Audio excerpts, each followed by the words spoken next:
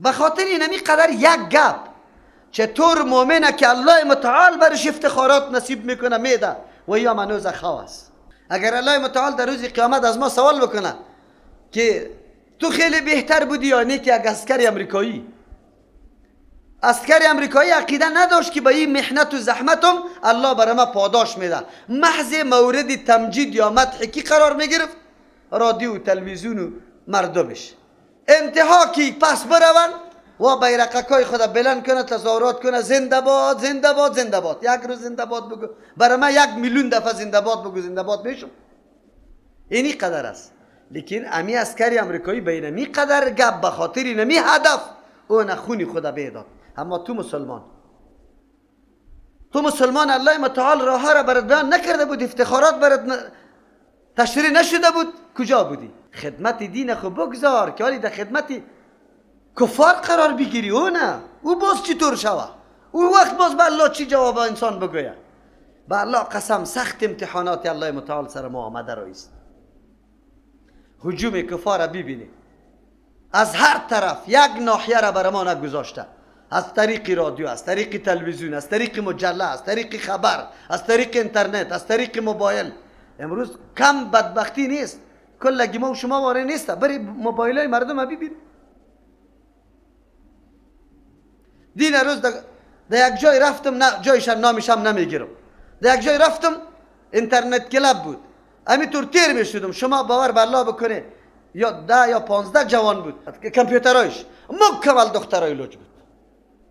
همینطور فقط به یک نظر انداختم، گفتم تباییسته، الله رحم با. این مشکلات است، این مبارزه است، این طور نیسته. تلویزیون در دیگه جای خریده کس نمیتونه، در افغانستان به مفت است. چرا؟ ما را همونطور نمیگذاره. خب ما مسئولیت داریم یا نداریم؟ ما چه قسم بکنیم؟ امی کفار چه قسم مبارزه بکنیم؟ او تاجری ما، او فامیدی ما، او دکتری ما، او مبصری ما، او وکیل پارلمانی ما، او وزیری ما. تو خبر داری، آگاه هستی یا نه؟ این ملت ها آمده هیچ چیز بر ما، نه دین بر ما، نه غیرت بر ما، نه ناموس بر ما، نه هیچ چیز هم بر ما نگذاشته و دیگه هم همونطور روان است. و تو خواب باش،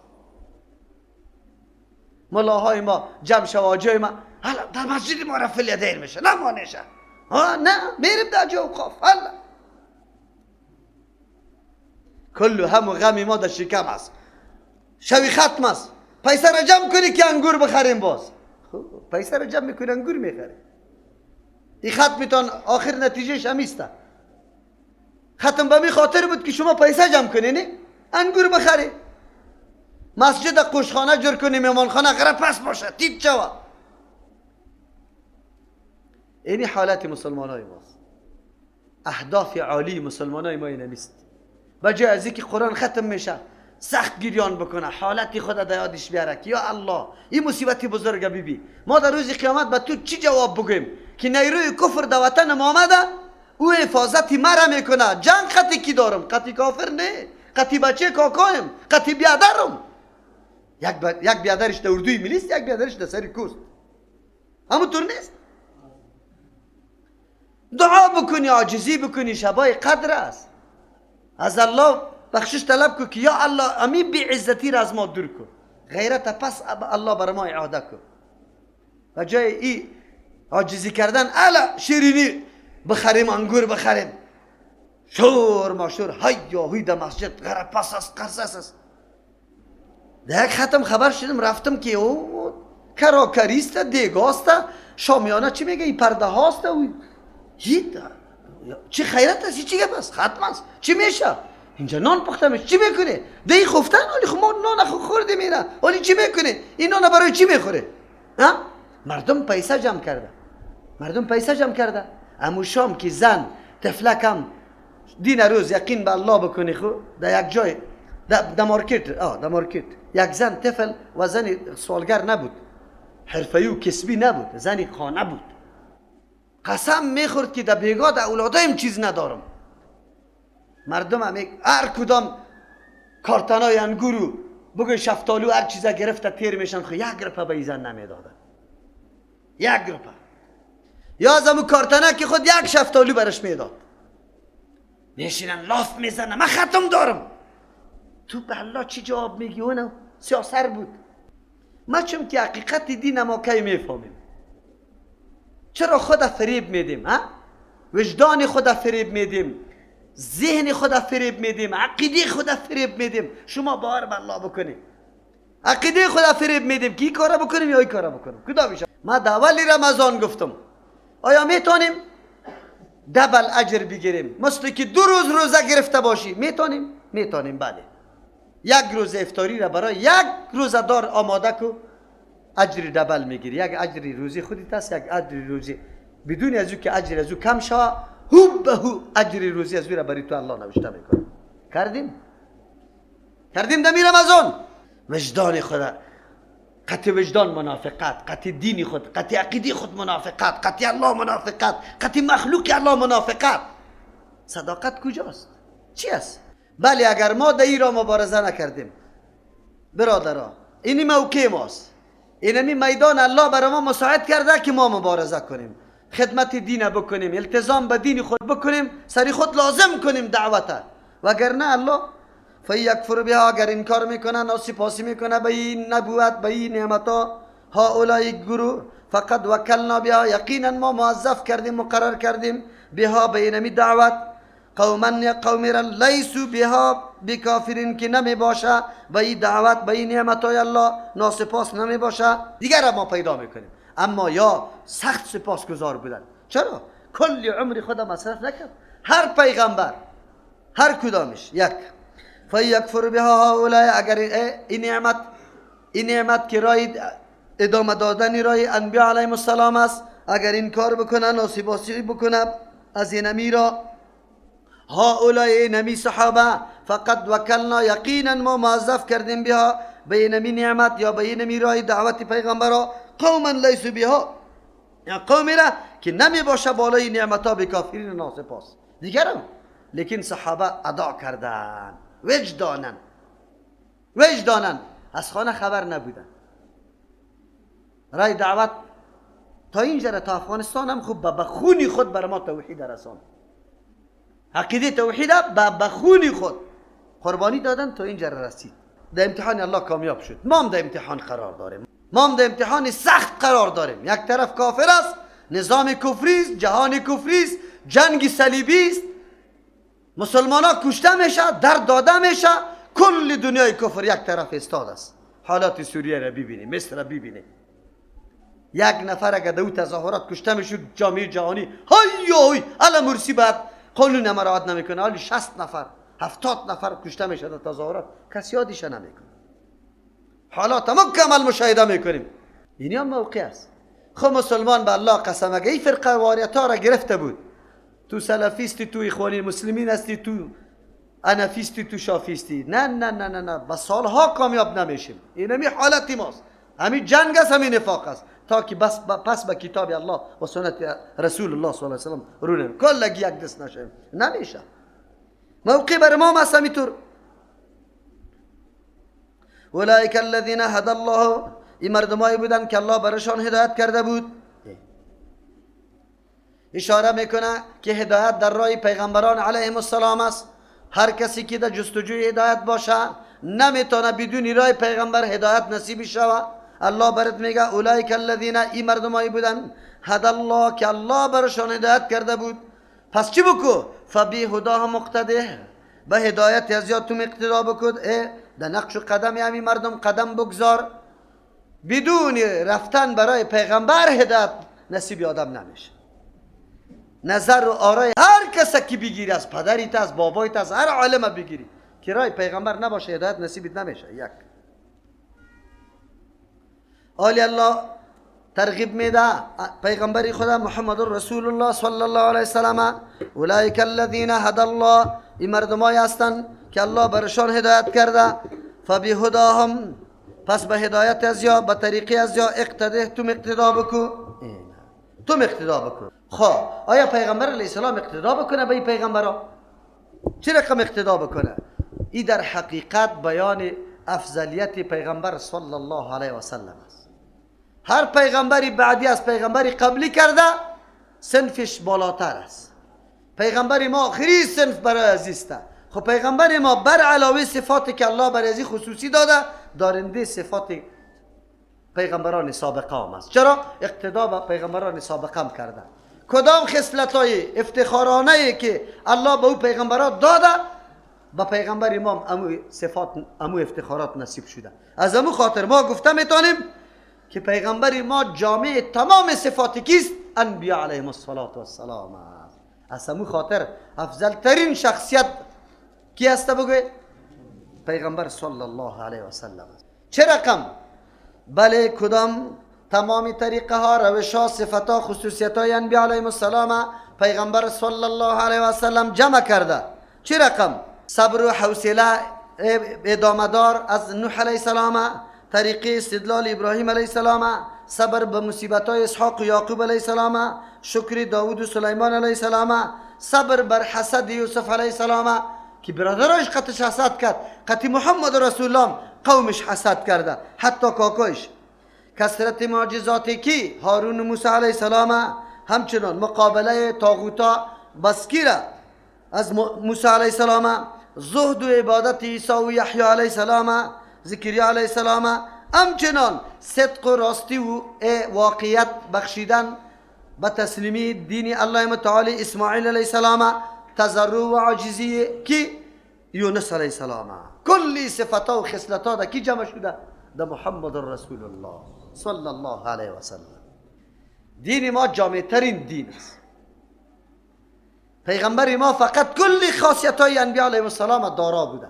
چرا که الله برش میگه اقتدا. چی را میگه اینجا؟ اقتدا روان شو به دلیل. کدام سندی که پیغمبر داشت، کدام صفتی که داشت، از روی دلیل او را تو اقتدا بکن. معلوم شد که شخصیت های متقدم پیشتر شده، لیکن شخصیت متأخر الله امر میکنه که اقتدا بکن. این صفات ها را از خود کن. بعد از چی میگه؟ قل لا اسألكم علیه اجرا. بله، یک وصف مشترکی که در بین کلی انبیا بود، او را بسیار میتور علنی اعلان کن. کدام است او؟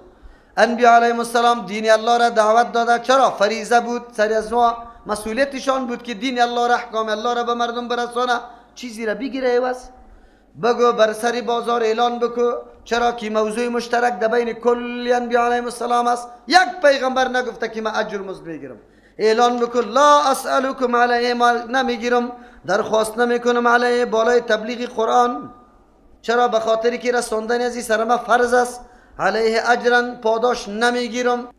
علما قرائت قرآن با امرای تعلیم قرآن فرق کرده. قرائت قرآن عبادت است. سر از این اجرت گرفتن در زمان پیامبر صلی الله علیه و سلم نشده. یکی تعلیم قرآن است، یکی علاج با قرآن است. با دم انداختن قرآن کریم بله پول پیسه گرفته میتونی، با تعلیم قرآن کریم پول پیسه گرفته میتونی، الا در یک صورت که غیر از تو هیچ کسی دیگری نباشه که قرآن تعلیم بده، دعوت بکنه، باز سرت فرض است، باز اجر گرفته نمیتونی. اما سر قرائت قرآن کریم قطعا احناف در اینجا خیلی محکم است. سر قرائت قرآن کریم ابن عابدین رحمه الله فتاوی شامی که مرجع کل فتاوی احناف است. اگر فتاوی دیوبند است، احسن الفتاوا، امداد الفتاوا، دارالعلوم حقانیه، فلان محمودیه، کل فتاوا را که ببینه وقتی که فتوا میده نقل قول از فتاوی شامی میکنه. مصنف یزی ابن عابدین رحمه الله یک رساله را برای اجرت گرفتن بالای خواندن قرآن کریم نوشته کرده، حرمتش ثابت کرده از کل علمای خود. و کدام عالم حنفی که سریازی گفته که رواست، سخت سریازی اعتراضا کرده. لیکن امروز همی حنفی های ما همی کارا را میکنه. چی میگن؟ یک قاری صاحب وقت مدرسه داشتم، ماشاءالله الله عمرش برکت بده، عالی هم حیات است. و قاری صاحب پیسه نگرفت که هر چی کده بودن گفت قطعا حرام است، من نمیگیرم. من ختمه به خاطر رضای الله دادم. سبب بود که 13 نفر ریش سفید آمد، کالا قطش قطی، پیسه قطش قطی. مولی صاحب تو گفتی؟ من گفتم بله. من گفته حرام است؟ من گفتم بله حرام است. گفت نه ما همونطور تحفه میدیم. خب من گفتم تحفه میدیم؟ خیلی خوب. دیگه سال قاری صاحب براتان روان نمیکنم، باز اینمی روزا که یک دو روز دید بمانه با ببینم که کالای جور کدگی را به قاری صاحب بیاری. خب لیکن ختم براتان نمیده دیگه سال. معلوم شود که میدی تحفه یا نمیدی تحفه. کی تحفه میدی یا نمیدی؟ اجرت میدی باز میگه توفه میدیم. از این که عالمتر، از این که مستحقتر یک کسی رو پیدا میکنیم توفه میدی یا نه؟ نه، می پول جمع کرده، خالی جمع کرده به نام الله. قاری صاحب نمیگیره به خاطر که برش حرام است. خیلی خوب است در محله تان سعی کنی که هر کس بیوه و یتیم است امونجا ببره، روغن و برنج برش بخری در خانش پرد، رخت برش بخری که بره در اولادش کالا بکنی، در خیاطان ببری. بیا همی کارا میکنی. من خود که میگم که ما با دین خود استهزا میکنیم، نعوذ بالله، نفاقت دین خود میکنیم، عقیده خود میکنیم. ان هو الا ذکر للعالمین، نیست ای قرآن کریم مگر سبب یادداشت است، یک کتاب بیدار کننده است، للعالمین برای کل مخلوقات، انس و جن، تا روز قیامت. ای قرآن کریم یاد چی بیدار میسازه؟ ذکرها یادداشت میگن، یادداشتا داستانای سابقه انسان بیدار میکنه، متوجه میسازه، از خواب غفلت بیدار میکنه انسان، حالات سابقه انسان یک دم شور میده که چی حالت آمده رویست. اگر تو میرا را تعقیب میکنی بین می سرنوشتی غلط مبتلا میشی، نکو فکری تا بگیری. قرآن همی کتاب است که انسان بیدار میسازه. و ما قدر الله حق قدری، قدر نکردن الله را حق قدری، لایق قدر کردنی الله را، یعنی الله را به قدری که لایق الله است قدر نکردن. چرا؟ از قالو در آن وقتی که گفتن ما انزل الله، الله روان نکرده علی بشرین بالای هیچ انسان، من شین هیچ چیزی را هیچ چیزی را الله روان نکرده. قل بگوی پیامبر علیه السلام من انزل الکتاب الذی، کدام ذات است که روان کرده او کتابی را، جاء به موسی که آوردن کرده او کتاب موسی علیه السلام، نورن یکی یک دم دلایل است، روشنی است برای عقیده، و هدن برنامه هدایت است برای عمل، للناس برای بشریت دو زمان.